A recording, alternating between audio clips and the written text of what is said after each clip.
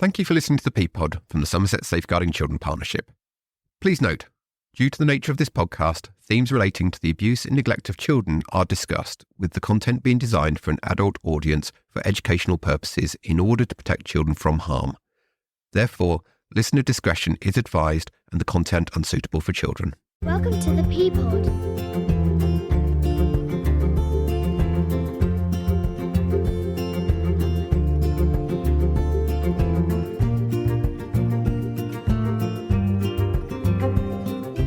Right then, welcome back to the ThePPod, the partnership podcast from the Somerset Safeguarding Children Partnership.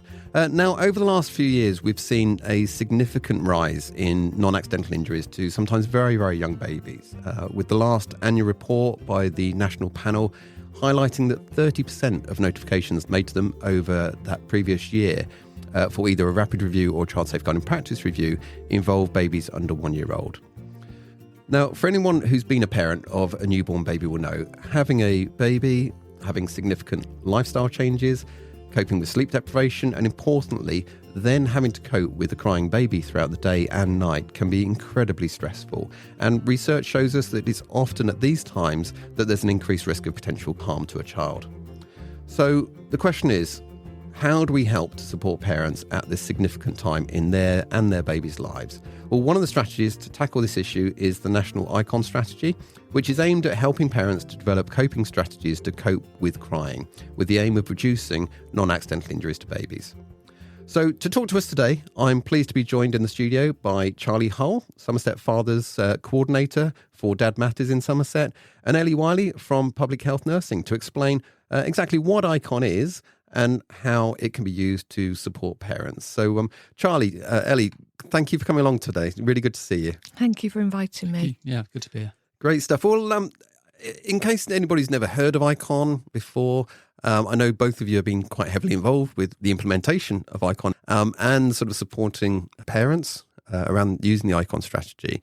So I'm just wondering, could somebody just sort of give me an overview of sort of what is ICON? So ICON came to Somerset in 2021, and it was an idea by a lady called Suzanne Smith, and it was conceived following years of research and study and into the prevention of abusive head trauma. She took her research to the USA and Canada and has rolled out a very successful programme. But the research points to persistent crying in babies is a potential trigger for some parents and caregivers who have lost control and shaken a baby. And we also know that the research that Suzanne Smith found that 70% of babies were shaken by men. So any prevention programme should include a male caregiver, and in public health nursing, our opportunities are there to engage the whole family when meeting them antenatally and postnatally. Thanks. And that's a really important point, isn't it? Because there's been a lot of recent national reports around harm to very young babies, both by the Fatherhood Institute, by the National Panel, by the NSPCC, around those injuries to very, very young babies. And like you say, often caused, not always, but often caused by fathers or male caregivers. And the importance then of engaging with fathers and mothers around this issue.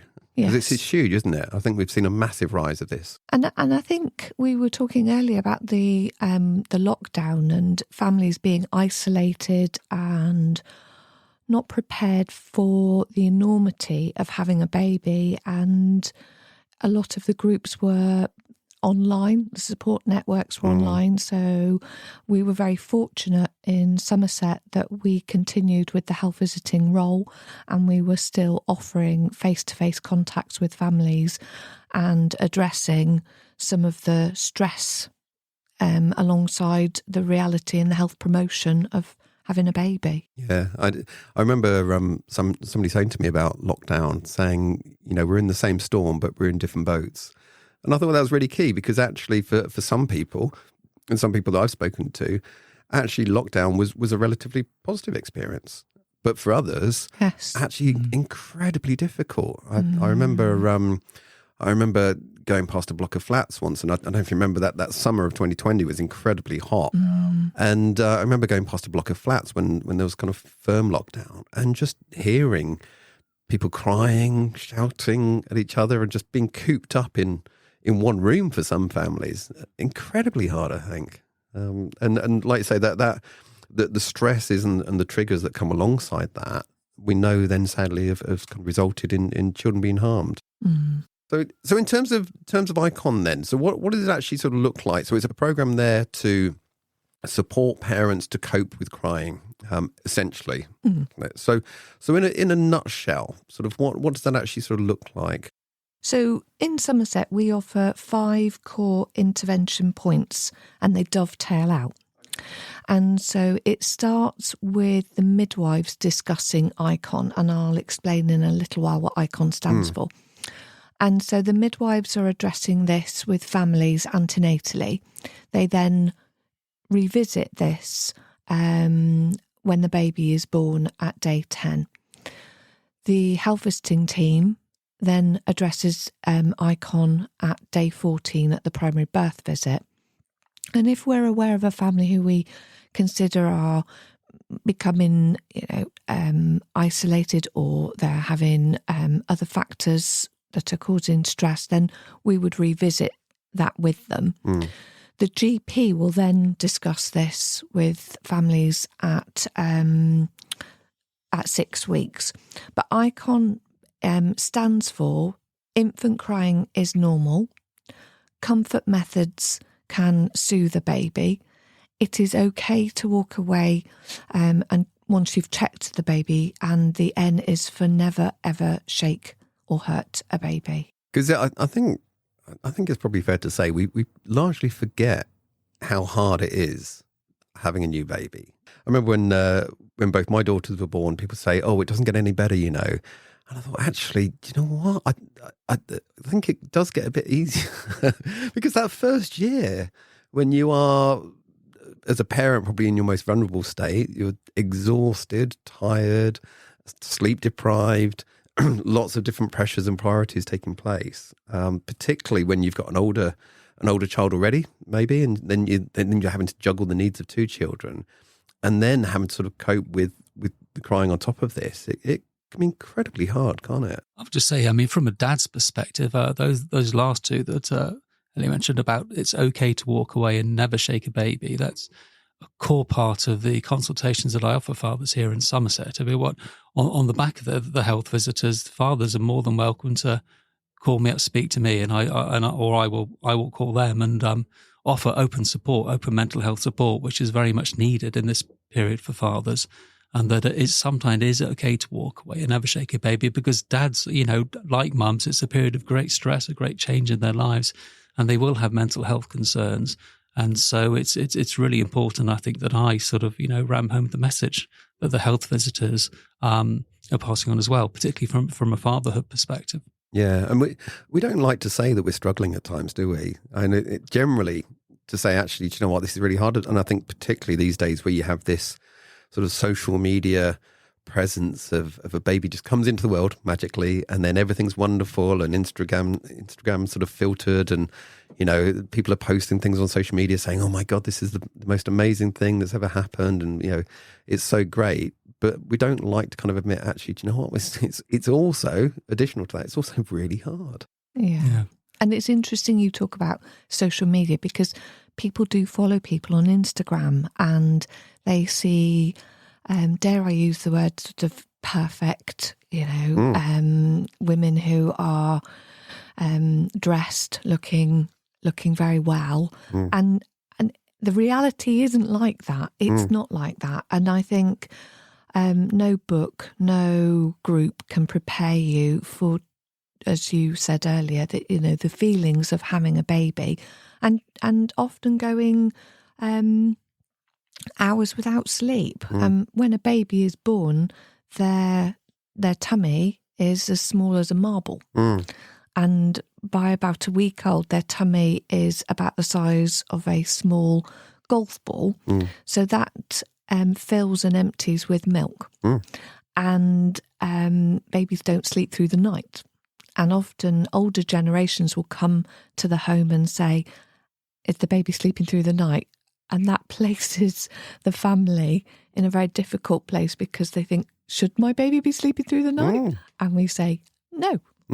2 to 3 hours is very normal for a brand new baby to be sleeping. Absolutely. So I think part of this with Icon, from what you were saying, is part of it is a kind of, would you say, a framework to say, actually, do you know what, this is normal. Yes. This is hard. And actually, you know, it's important to recognise it and take that bit of time when you are feeling that stress. Yeah, I mean, I would add it from a public health perspective that never shake a baby is crucial. I think for a lot of fathers, there often is this feeling that if you quite vehemently rock a baby, you move it around, you jump it up and down, and somehow they will eventually fall back to sleep, and that can be quite dangerous. You must never ever shake a baby, and that's what I like about Icon. It's a lovely 4-letter. It's an acronym. It's brilliant for that, but it's what I always focus on, no matter how bad it gets. Put the baby down. It's okay to walk away. We must never shake a baby. Gentle rocking is fine, but that's the first thing I always say to any dad that is struggling out there.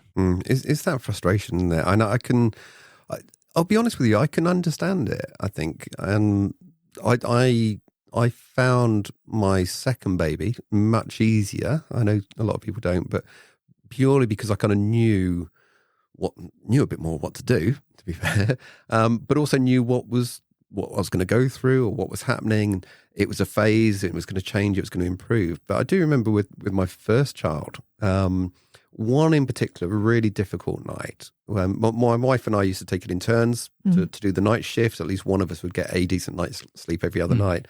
And there was one night, our first daughter, and very, very young, just would not settle. And it was one of those nights where you have to stand up, sort of gently bouncing all day, all night long. You get to the point at 4 o'clock in the morning where you're counterbalancing. I don't know if you've done this. You're kind of leaning backwards a little bit, yes, holding the baby and sort of counterback, because you kind of fallen asleep standing up, and you try not to. Yes, and every time I would stop pacing the room, or whatever, every time I'd stop, she'd start crying. So I'd have to start again, and she would stop, and all night long. And I got to the point where I was testing my mental health. If I'm honest, I was saying, you know what, this is really, really hard. And I on a personal basis, I sort of developed my own coping strategy of learning stories. That's what I did to sort of keep me through the night, and that worked. I found that strategy really worked for me. But I'll be honest with you, I would say I understand where those stresses can be, where you get to that point, you're just like, oh, I can't take it anymore. Yeah, I agree. And I think a lot of people will be nodding their heads as they're listening to you. And I think if we can prepare people for the feelings that you've just described, it's you're halfway there. And as I said earlier, nothing prepares you for the feelings of having a baby. But what you've just described, it's teamwork. Absolutely. And teamwork is everything. And sometimes it means enlisting the help of friends, families, neighbours. I mean, I love the saying, it takes a community to raise a child. And I think Icon demonstrates that. And we give everybody a Icon plan. And on the plan, it has the Icon letters, but it also talks about the comfort methods that can help, and it breaks it down so that people can think about what would they do if their baby's hungry, if the baby's tired, needs a nappy change. So at night time, who's going to do that in the night? That sort of forward planning in advance. Yeah, absolutely. And what are they going to do if their baby won't stop crying? Who's going to do, say, as you described, the first shift, the second shift? What's going to happen the next day if one of the parents has got to drive to work? Yeah. That's my biggest concern, is that you have got mums predominantly having the babies through the night, and then the dads going to work, driving, it can be dangerous. Yeah. I'll pick up as well on what you were saying earlier, Steve. The power of male voice is crucial. I mean, when it's bump, okay, read to the bump. Okay, when it's a newborn baby, regularly schedule some story time sessions, even though they're just a tiny little baby wriggling around. It's so important that the dads get used to just being alone with a baby, reading in a nice story, calm storytelling voice. So when it does happen at night and they're crying and they're inconsolable, it won't stop. Just default to that gentle storytelling voice you've now been trained to using for so long. And even if that doesn't work, it will be noticed by baby. It's so crucial when it comes to later on in their life, when it comes to teaching them to read and stories in schools, etc. It's so important that right from the early stages of pregnancy into newborns, to the power of gentle dad's voice being a regular occurrence in their lives is crucial. Because again, we have a bit of a perception that you suddenly become a parent and you know exactly what to do, because that's how it works, isn't it? Surely, but you're right. We don't. And again, being honest for a moment, when my first daughter was born, it felt a bit odd. Sort of talking to this. I refer to her as a thing. I apologise for that. But at that point, it's kind of this kind of thing that doesn't really give you anything back. No. Even before they can smile, and you're suddenly talking to this thing that's not giving anything back, and it doesn't feel natural. Well, it didn't feel natural to me, I'll be honest, early on. But like you say, the more you do it, the more comfortable you get with it, and actually it becomes completely normal. Say that was for me personally my own accidental coping strategy. I think we had a copy of The Owl and the Pussycat there, and I just started learning it and just kind of over and over again and learning it, and it led on from there. I got about 2 hours worth of stories in my head that I can tell these days. But that really helped for me, of just having, like you say, also knowing what to say for several hours on end, in the middle of the night. But actually, if you can kind of be telling a story or just talking about absolutely anything, the colour of the carpet, it doesn't matter. But it's there. It gives you that engagement and that, like you say, that voice and that comforting there. And particularly when you're holding the baby, actually, being able to hear your voice, being able to hear the vibrations on your chest and things like that, just really, really helped. For me, it was when the shipping forecast kicked in at 5:20 in the morning. Right. I never listened to it before I had kids, but I remember I was trying to soothe my children when they were crying. It was around about that time. But the sound of the shipping forecast actually did the job for me, so it's wonderful. But yeah.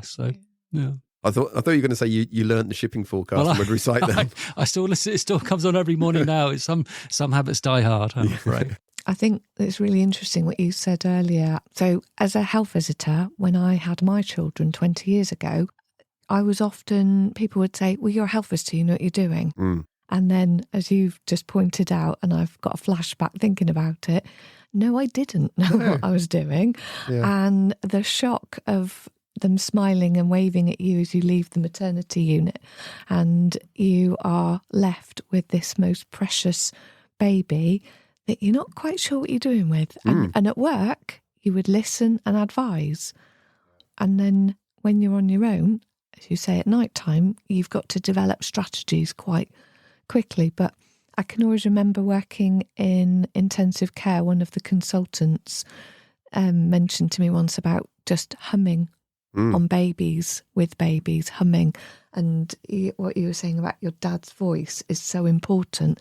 And we would often get the dads just to hum slowly, and the babies would love this, and it would calm them down. Yeah. So I'm just thinking. So on a national basis, so ICON is not a Somerset specific initiative. It's been rolled out nationally. It has for a few years now. Yes, I think our county was quite new to ICON, so we have been rolling it out since 2021. And we have tried to get it out to all health professionals in the hospitals, in the community. The social workers are trained in ICON, and we're rolling it out as far as schools and early years settings. Right. Anyone who will listen. Right. Well, that was going to be one of my questions. Yeah. Who can use ICON? And it's literally anybody, is it? Yes. I would say anybody really. Obviously, it's our meat and drink in terms of the work that we do, but as a public health message, and the simplicity is what's so great about it. It should be there, I think, for anyone really. I mean, in terms of, I think, the advice that we would offer parents in terms of how to cope and what strategies to use, then that might be slightly, you might need a bit of knowledge, I suppose, about from our line of work. But it's knowledge that should be easily accessible, let's say, by a very cursory Google search or clicking on an NHS website. It should all be there. And of course, the icon logo is on all Dad Matters leaflets, and it's on all our websites and microsites. So it's all out there. And Charlie and I were part of the first round of Train the Trainer. And so anybody who's been on the Train the Trainer programme can cascade it further into the area that they work in. Yep, brilliant. And we'll put the links in the chat for this episode. But we've also recently developed the e-learning around Icon, which I know has got both of you sort of starring in it in the videos to kind of really make it relatable, I think, isn't it? About actually what is it? How does it work in practice? So if you want to, if you're listening to this and want to see what Charlie and Ellie actually look like, you can do the e-learning and find them in there as well. How does it kind of actually work in practice? So we've sort of talked about having conversations with families, with parents. And Charlie, can I come to you in terms of the work that you do with fathers? So what does that actually look like in terms of Icon? Is it something that you would routinely kind of address, or something that you'd kind of judge by the situation, and then sort of what do you do with that? Yeah, well, on our New Dads workshops, we have a core part of those workshops that are online mostly, is devoted to Icon and why it's so important, and how to soothe baby and why baby might be crying, and that yes, it's okay to walk away and never shake a baby, and we talk about the statistics behind that and why that's so important. So that's on the formal class-based sort of work that we do with new dads. But on the sort of counselling and mentoring and coaching that I offer dads here in Somerset, it's reinforcing that as well, because the child might not be 6 months old and is really, they're not getting much sleep, and dad's in a bit of a dark place mentally for other issues perhaps in his life. And so I revert back to the Icon message, because very often he's not sleeping because of baby crying. And so I just reinforce that message over the phone or via text, or signposting to websites, or sometimes in face-to-face wellbeing groups or get together at breakfast clubs. It's always forms part of the conversation. And those 4 letters, Icon, that's always used within those conversations, within that mentoring. And I know it's the GP surgeries, it's coming from health visitors as well, and that's what really helps.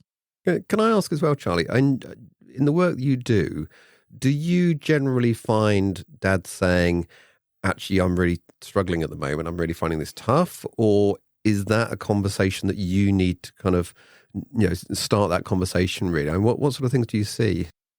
Yes, a lot of dads will admit to it being tough, not just the fact that baby's crying a lot and not sleeping very well, and mum and dad aren't sleeping very well. There's other issues going on in their lives too. It's impacting, the work situation, the cost of living crisis, housing. They might have other underlying issues with their own with their physical health, let's say. So often when I speak to the dads, you sort of get to know them, you sort of, the digging, I suppose, you uncover the other issues that they are coping with, and what can trigger a bout of anger, frustration, is a screaming infant over protracted periods of time, and it brings to the surface all those other frustrations that they might be experiencing in life. Mm. And do you mainly see new fathers, or maybe where there's an older sibling, or is there a bit of a mix? There's a bit of a mix, to be honest, Dave. A lot of dads that get referred to me actually have older siblings, so they're expecting their 3rd child, and the health visiting team have noticed that dad's a bit on edge, a bit stressed, and he could do with some advice and some support. And I speak to the dad. It's actually the advice and support with the slightly older children. But to be a good dad and to be a safe dad to his expectant 3rd child, he needs to be in a good space. And so I can obviously help him to be in that good space by, doing as much as I can to help him, form a close bond with his other children. And, there might be other family issues they're going through. But dad needs to be, as I say, in a clear head, in a good space, so he can, his new 3rd baby will be safe. Yeah. And do you, just picking up on that, and do you find with fathers where there's an existing baby, an existing child, and then the new babies come along, I know, like I mentioned earlier, on a personal level, I found it easier having a second child, kind of knew what to expect. But do you kind of see in the work you do sort of additional pressures on fathers because there's an older sibling? Yeah, well, there's going to be clearly sort of space issues within the house, financial issues. But yes, I do see that. It's not so, they've perhaps been through the infant crying, what we're here today to talk about. So they kind of know what to do, and they know what icon is, and they have used the methodology, helped them in the past. But it doesn't mean that they are finding it easier, because there are other stresses, I think, in their lives that have very much come to the fore. And I think, as you know, as all children get older, they come with their own issues, no matter what age they are. But those issues are beginning to kick in as the children get older, I think. So, infant crying still will be a trigger, even for any dad that thinks it's a little bit easier now. There'll be other issues going on in their lives that you think, that the problem will always be there. And primarily, we are meant to react to a baby crying to keep a baby safe. And I think talking about it and making it normal from the beginning, that the baby will cry at some point. Some babies can cry up to 5 to 6 hours a day, and that is a long time. If you've got, as Charlie said, older children and you're managing a home and life isn't going smoothly. And families live all over the UK and often are isolated. Yeah. And Somerset, I think, is an example of it being a large county. I think it's the third largest county? It's a huge county, and people do become isolated after they have a baby. So I'm guessing as part of the icon strategy, part of it is sort of that framework, and part of it is information. And You sort of talked about sort of those peaks in crying. I know on the video recorded for the e-learning, you talked about the crying curve. Yes. So the crying curve was as the result of a gentleman called Ronald Barr, and he demonstrates that by showing how long a baby can cry up to. And I think we have this as a visual for parents. And so we give everybody a icon plan. And I would say to people, if you can, put it on your fridge, somewhere where you can look at it. Reiterating to families that infant crying is normal and that babies cry, but you will cope. You can cope. Considering your comfort methods, considering skin-to-skin contact with the baby. And as Charlie was saying, and you were saying, singing to the baby, holding the baby close. The skin contact releases good hormones in babies and parents, and it helps to soothe both sides. But the problem is when the crying doesn't stop. Who are you going to speak to? We have services in Somerset. We have the health visiting service, but even just contacting, the people around you, talking to people. What will you do? Take a few minutes. And as we say, it is okay to walk away if you're feeling stressed. Not a long time. Leave the baby in a safe position. And obviously we reiterate safe sleep. So the baby should be on the baby's back with its feet at the bottom of the cot. And we say just walk away for a few minutes, but never, ever shake a baby.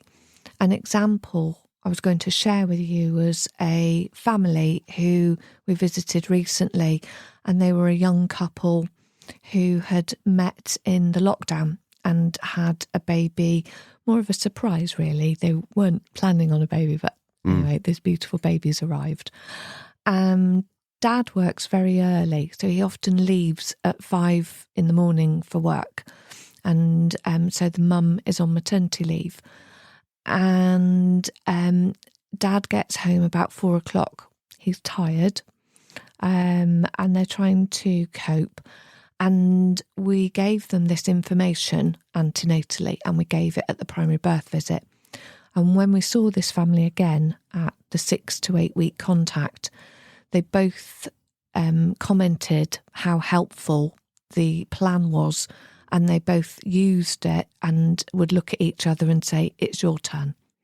And that teamwork shone through that family. And the dad said, "The most important thing I heard from you was the permission to just walk away for a few minutes." And he said, I just go outside and breathe and come back inside.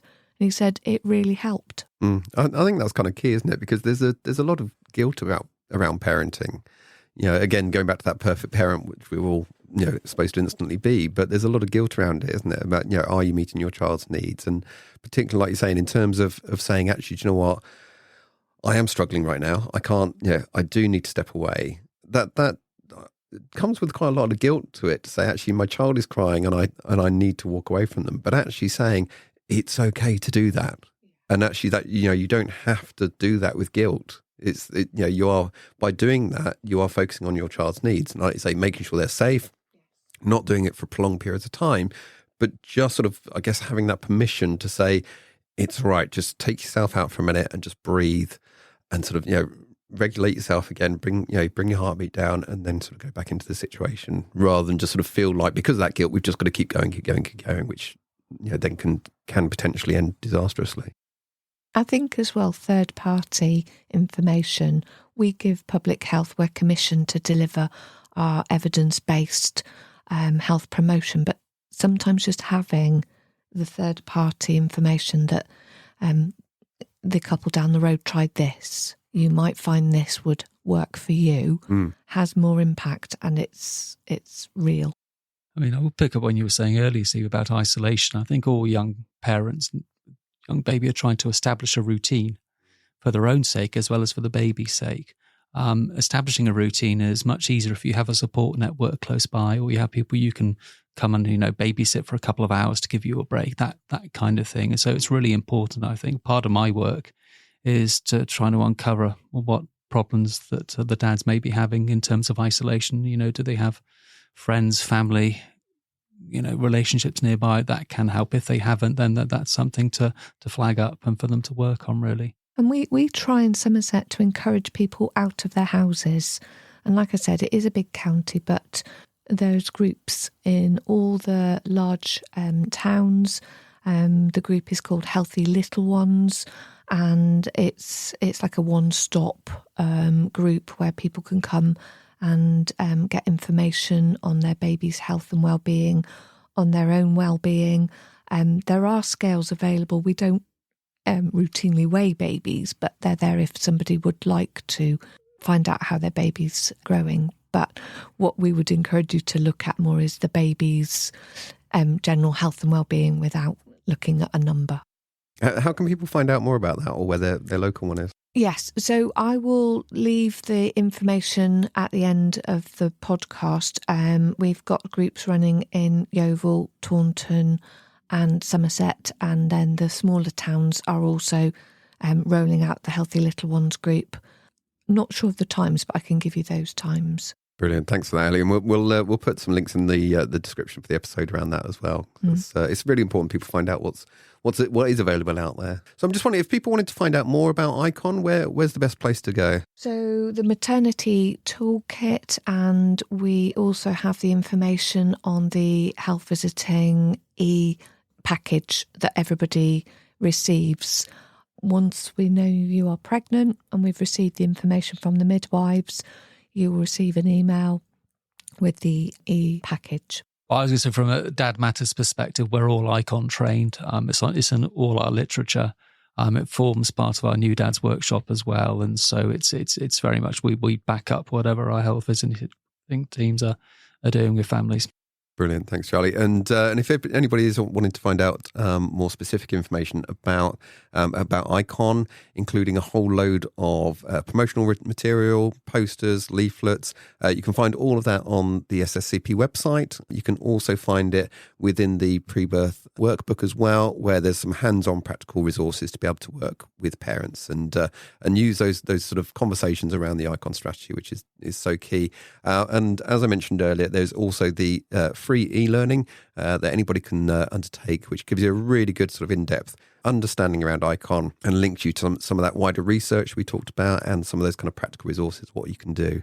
So do have a look on the website, because I say I'll post a link in the chat for that. But there's lots and lots of information down there for you. So thank you so much. Before we sort of call it a day, I'm just thinking, Charlie, in terms of sort of your role, is quite a kind of a unique role, isn't it? So if people wanted to find out more about the work that you do, where can they go for that? www.dadmatters.org.uk. That's for the whole of the UK, but there's a Somerset site within there. So where if you went on there, you would find me there as well. We've got loads of videos, quizzes, all that sort of stuff. It's a bit of a one-stop shop, dadmatters.org.uk. But I also have a Facebook microsite. I think it's #DadMSomerset, #DadMSomerset, where I post relevant stuff to do with dads very much here. So I publicise walk and talks, wellbeing groups, breakfast clubs, public health messages, that kind of thing. Thank you very much, both. Well, I hope that's been useful for everybody listening to this. And just to reiterate, Icon is for everybody. So if you're sort of sitting there listening to this thinking, well, I don't work in maternity services, or I'm not a health visitor, actually, Icon is absolutely key for yourselves as well. And it might be you're working in a primary setting or an earlier setting, working with an older sibling. Actually, make sure you got Icon in mind there if there's a new baby on the way. Well, Charlie, Ellie, thank you so much for coming in to me today and talking to us about this really, really important area, which I think it's really important to highlight to people. So thank you very much for your time. Much appreciated. And it'd be great to catch up with you both again soon, if that's okay. Thanks for having me. Yeah, thank you. Lovely. Thanks, both. Bye-bye. As always, if you'd like to find out more details on the topics discussed in today's episode, go to the SSCP website at somersetsafeguardingchildren.org.uk or by following any of the links in the episode description. Now, I'm sorry to say that since recording this episode a couple of months ago, I've heard from Charlie to say that the important work he's been doing here in Somerset has suddenly come to an end. However, both Dad Matters and Home Start are still very much going, so I'll make sure the links that Charlie gave out are included in the episode description if you want to find out more about some of the work continued locally. I know from talking to Charlie, he's hoping to continue some of his work he started with a different hat on, so please keep your eyes open for this moving forward. And on behalf of the partnership, we would like to thank him for all of the support he's shown to dads over the last couple of years and wish him all the best of luck with his plans for the future. Now, if you've enjoyed listening to the ThePPod, we'd really appreciate it if you took that little bit of time to follow or subscribe to us on your chosen platform, or even better, to leave a review and let others know about it. It really helps to spread the word. And talking about spreading the word, don't forget to tell other people about it and encourage them to join us here as well. Now, if you have any questions or comments arising from today's episode, or would like to be involved in future episodes, we'd love you to get in touch with us at theppod@somerset.gov.uk. Once again, I'd like to give a huge thank you to my guests today, Charlie Hull, Fathers Coordinator for Dads Matters, and Clinical Practice Educator for Public Health Nursing, Ellie Wylie. And as always, I'd like to thank you for listening. My name is Steve Maccabee, and I'm the Training Manager for the Somerset Safeguarding Children Partnership. And I look forward to you joining us again next time at the ThePPod. Let's work together to help keep children safe.